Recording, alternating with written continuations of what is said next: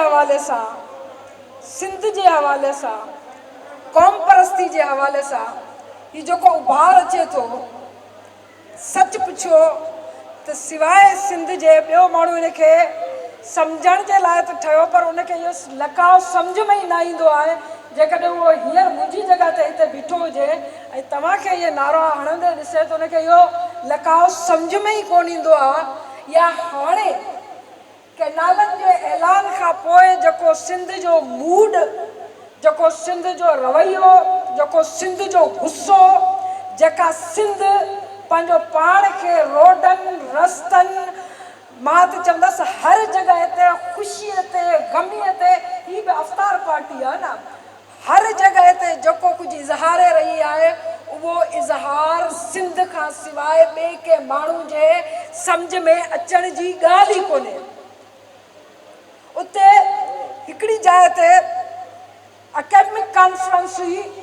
पर उन academic conference में सिंधी अदब जे हवाले सां ॻाल्हाइणो हुयो त मूं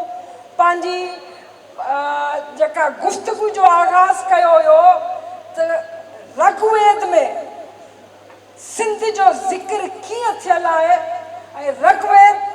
जंहिंजे लाइ आसमानी सहीफ़ो त आहे, पर इहो उहो आसमानी सहीफ़ो जंहिंजे लाइ चयो वञे थो त इहो इंसाननि न लिखियो आहे, इहो देवताउनि लिखियो आहे। उन में जेतिरो बि ज़िक्र आहे मूं उहे सभु कोटेशन पढ़ी, मूं एतिरो चयो त मूं चयो त हिकिड़ो सिंधू जेको हिमालया खां हिन हिंदी या सिंधी वॾे समंड ताईं वहे थो, हिकिड़ो ॿियो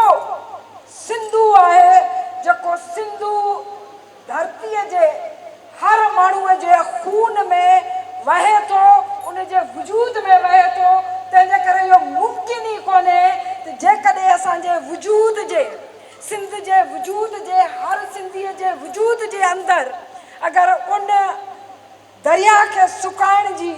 उन दरिया ते कंहिं क़िस्म जी का सौदेबाज़ी थिए ऐं सिंध क़बूल करे, सिंध जो को बि माण्हू क़बूल करे, इहा अण थियणी आहे। ऐं उन सां जेको रवैयो आहे, जेको सिंधी माण्हू, ऐं ख़ासि तौर ते मां फ़ख्र सां चवां थी त सिंधी माण्हू हिकु दफ़ो न, सिंधी अवाम हिकु दफ़ो न, पर बार बार असांखे इन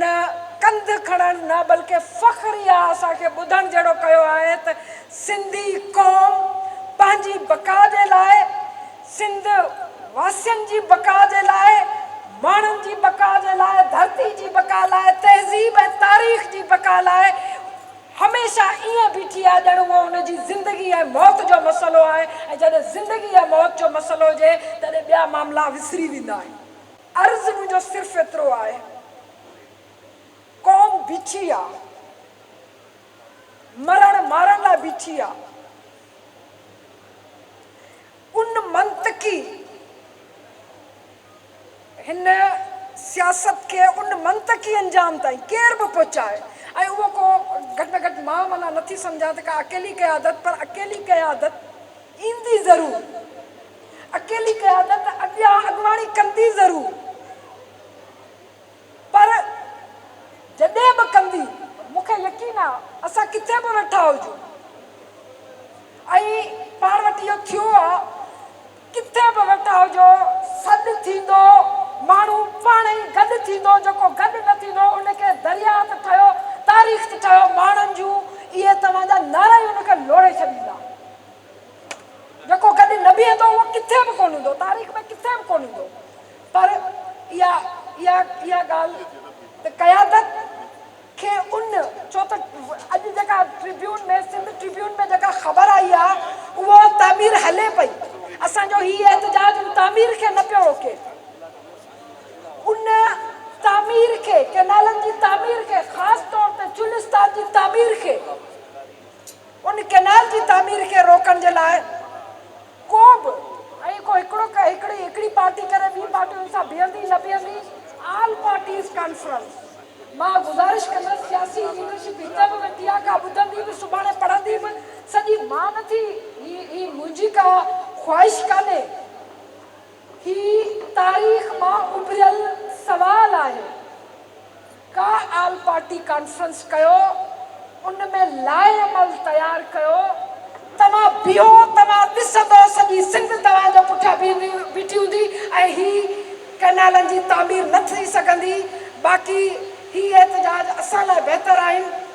कैनाल जी तामीर रोके सघनि उहो मूंखे आदमशुमारी वांगुरु थींदे नज़र नथो अचे। त तंहिंजे करे मां वरी बि गुज़ारिश, हथ ॿधी गुज़ारिश कंदसि त अहिड़ो कुझु कजे जो तामीर रुके। अहिड़ी तहरीक हलायो, उहा धरणे जी हुजे, उहा लॉन्ग मार्च जी हुजे, उहा गॾियल तौर ते तहरीक हले। मूंखे यकीन आहे त सॼी सिंध हुन में शामिल हूंदी।